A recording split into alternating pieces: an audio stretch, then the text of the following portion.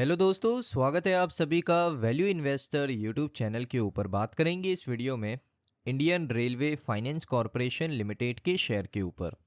सबसे पहले दोस्तों, आज की इस वीडियो में मैं आपको दो अपडेट शेयर करूंगा जो कि इम्पॉर्टेंट अपडेट है आईआरएफसी को लेकर। तो पहले अपडेट की तरफ चलते हैं दोस्तों। पहला अपडेट आप देख सकते हो, यहाँ पर आपको देखने को मिल रहा है कि आईआरएफसी ने जापान के अंदर एक रोड शो को होल्ड किया, यानी आईआरएफसी एक रोड शो को अटेंड किया। अब अटेंड करने का दोस्तों रीज़न क्या है? क्योंकि आईआरएफसी को पता है कि वहाँ से इनको एक्सटर्नल कमर्शियल बोरोइंग मिल सकती है जापान के अंदर। अब देखिए, जापान से आईआरएफसी ने पहले भी पैसा बोरो किया था, आई थिंक $300 मिलियन का। $300 मिलियन का पहले भी पैसा आईआरएफसी ने बोरो किया था, आई थिंक 2025 के समय पर। और अभी भी आईआरएफसी आप कह सकते हो कि एक अच्छा अमाउंट बोरो कर चुका है, लोन अग्रीमेंट साइन कर चुका है। तो आईआरएफसी ने आप देख सकते हो 2 दिन का external commercial borrowing ECB road show Tokyo के अंदर 26 फरवरी 27 फरवरी टोक्यो के अंदर दोस्तों यहाँ पर अटेंड किया, जिसमें दोस्तों यहाँ पर बहुत सारे फंडिंग सोर्सेस आईआरएफसी को मिलेंगे। अब दोस्तों यहाँ पर कौन कौन था उस रोड शो के अंदर? तो senior delegation led by executive director finance के दीपा कोटनी और एग्जीक्यूटिव डायरेक्टर बिजनेस डेवलपमेंट के सुनील कुमार गोयल। इन्होंने जैपनीज रीजनल इन्वेस्टर से बातचीत करी और जो फंडिंग सोर्सेस हैं उनसे दोस्तों यहाँ पर बातचीत करी है। उसके साथ आप देख सकते हो जो डेलीगेशन है उन्होंने एक 1-to-1 मीटिंग भी किया इन्वेस्टर्स के साथ और उनको यहाँ पर अपना बिजनेस को अंडरस्टैंड करवाया कि आईआरएफसी एक्चुअली में करता क्या है, आईआरएफसी किस तरीके से उनसे लॉन्ग टर्म में फंड रेस कर सकता है और उनको क्या रिटर्न यहाँ पर एक्सपेक्ट करना चाहिए, सारी चीज़ें बता दी गई है। उसके साथ देखोगे इस डिस्कशन के अंदर आईआरएफसी ने आउटलाइन किया है कि जो आईआरएफसी का एसेट लायबिलिटी मैनेजमेंट है, जो फ्रेमवर्क है, वो कमाल का है। आईआरएफसी का क्या रोल है रेलवे इंफ्रास्ट्रक्चर इंडिया के अंदर, वो भी उनको समझाया। कंपनी ने कहा कि इन्वेस्टर्स ने काफ़ी अच्छा इंटरेस्ट शो किया रेलवे फाइनेंसिंग के अंदर और जो कैश फ्लो मॉडल हमने उनको समझाया उसके अंदर काफ़ी इंटरेस्ट उन्होंने शो किया। उसके बाद आईआरएफसी ने एक और चीज़ बताई कि हम लोग सिर्फ रेलवे नहीं, अब डाइवर्सिफिकेशन कर चुके हैं। आईआरएफसी ने एक और चीज़ बताई कि हम रेलवे के बियॉन्ड भी क्या कर रहे हैं, फाइनेंस कर रहे हैं। जैसे हमने पब्लिक सेक्टर अंडरटेकिंग पीएसयू को पैसा देना शुरू किया है, इंफ्रास्ट्रक्चर प्रोजेक्ट के अंदर पैसा देना शुरू किया है। तो ये सारी चीज़ें इन्वेस्टर्स का इंटरेस्ट यहाँ पर आईआरएफसी की तरफ खींच रही है और जापान के इन्वेस्टर काफ़ी इंटरेस्टेड हैं आईआरएफसी में इन्वेस्टमेंट करने के लिए। उसके बाद जो रोड शो है वो ऑर्गेनाइज किया गया था with the support from the mandate lead arrangers Sumitomo Mitsui banking corporation यानी एसएमबीसी और मित्सुबी यूएफजी फाइनेंशियल ग्रुप एमयूएफजी। इन्होंने ही दोस्तों ये पूरा रोड शो इवेंट करवाया था। आईआरएफसी ने दोस्तों रिसेंटली आप देख सकते हो साइन किया है लगभग $400 मिलियन का अनसिक्योर ईसीबी फरवरी 25 2026 के अंदर, यानी 25 फरवरी को $400 मिलियन रेस किए हैं। किससे दोस्तों? सुमितोमो मित्सुई बैंकिंग कॉरपोरेशन के साथ, एसएमबीसी के साथ।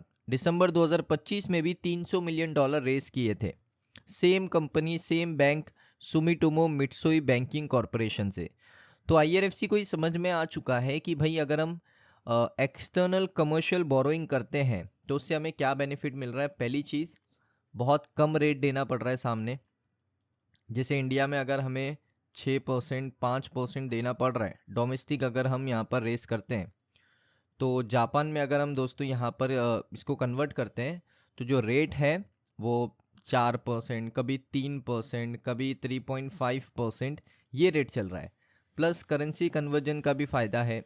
तो ये सारी चीज़ों की वजह से आप कह सकते हो कि जो लोन्स हैं, कमर्शियल बोरोइंग जो लोन्स हैं दोस्तों, वो डोमेस्टिक से काफ़ी बेटर रेट पे मिल रहे हैं, जो कि आईआरएफसी के मार्जिन को इंक्रीज ही करेगा। तो मुझे लगता है एक अच्छी चीज़ है दोस्तों, आईआरएफसी ये कर रहा है। उसके बाद आईआरएफसी को लगभग 9,77,000 रुपये का फ़ाइन लगा है। किसकी तरफ से? बीएससी की तरफ से और एनएससी की तरफ से, क्योंकि बोर्ड ने यहाँ पर वॉयलेशन किया है। अब क्या वॉयलेशन किया है वो देख लेते हैं। सो यहाँ पर दोस्तों मैं आपको नीचे लेकर आता हूँ। आप देख सकते हो बीएससी लिमिटेड ने 9,77,000 का यहाँ पर एक फ़ाइन लगाया।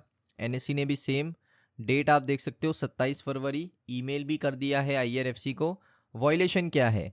वॉयलेशन है दोस्तों, सेबी का रेगुलेशन इन्होंने फॉलो नहीं किया, इस वजह से यहाँ पर फाइन लगा है। रेगुलेशन क्या है दोस्तों, एक रेगुलेशन ये तोड़ा है कि जो कंपोजिट रिक्वायरमेंट है उसको पूरा नहीं कर रहे हैं, ऑडिट कमेटी का कॉन्स्टिट्यूशन नहीं बनाया है। रेगुलेशन 3 है कि नॉमिनेशन और री नॉमिनेशन कमेटी रिक्वायरमेंट होता है। अब ये जो वॉयलेशन है दोस्तों, ये बहुत इंपॉर्टेंट वॉयलेशन है। क्यों? क्योंकि ये वॉयलेशन हर क्वार्टर में लगता है। आप देख सकते हो, जो मेन वॉयलेशन है वो ये है कि भाई आपकी कंपनी के अंदर जो डायरेक्टर है, इंडिपेंडेंट डायरेक्टर, जिसमें नंबर ऑफ वुमेन भी होना चाहिए और एक selective number of independent director होने चाहिए कंपनी के अंदर, जो नहीं है। और आईआरएफसी का मैनेजमेंट इससे रिलेटेड कुछ कर भी नहीं सकता है, क्योंकि उनके हाथ में ये डिसीजन नहीं ले सकते वो लोग कि किसी डायरेक्टर को वो खुद अपॉइंट करे। डायरेक्टर कौन अपॉइंट करता है? Ministry of railway. Ministry of railway किसके अंडर आता है, कंट्रोल कौन करता है? President of India. तो यहाँ पर मुझे लगता है कि ये जो फाइन है इसका वेवियर हो जाएगा, क्योंकि प्रेसिडेंट ऑफ इंडिया की ये कंपनी है, मिनिस्ट्री ऑफ रेलवे उनके अंडर आता है और वही डायरेक्टर को अपॉइंट कर सकती है। तो इस वजह से आईआरएफसी की इसमें कोई गलती नहीं, मैनेजमेंट की कोई गलती नहीं। मुझे लगता है इसके ऊपर वेवियर आईआरएफसी को मिल जाएगा। अब दोस्तों बात करेंगे डिविडेंड के ऊपर। देखिए, बहुत लोग सवाल पूछते हैं डिविडेंड मिलेगा कितना, मिलेगा कितना, मिलेगा कितना। आज 28 फेब है, आज ऑलमोस्ट फेब का महीना, जो फरवरी का महीना है वो ख़त्म हो चुका है, एंड हो चुका है। अब दोस्तों ज़्यादा समय बचा नहीं है हमारे पास, ऑलमोस्ट यहाँ से सिर्फ 8 दिन का समय बाकी है।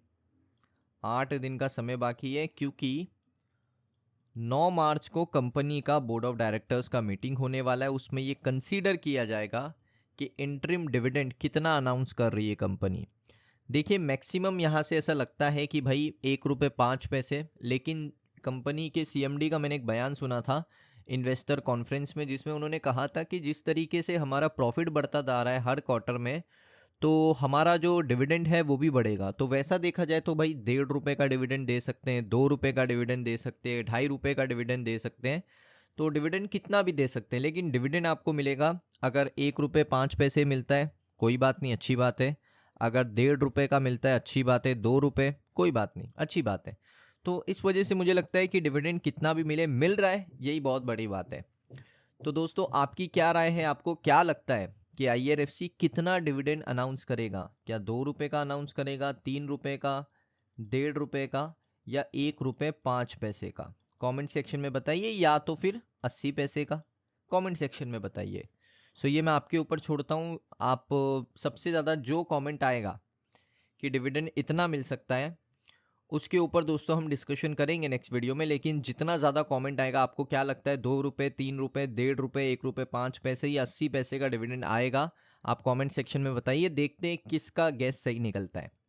सो इस वीडियो को यहीं पर वाइंड अप करता हूँ। अगर आपको वीडियो अच्छा लगा, वीडियो को लाइक करें। मिलता हूँ नेक्स्ट वीडियो के अंदर।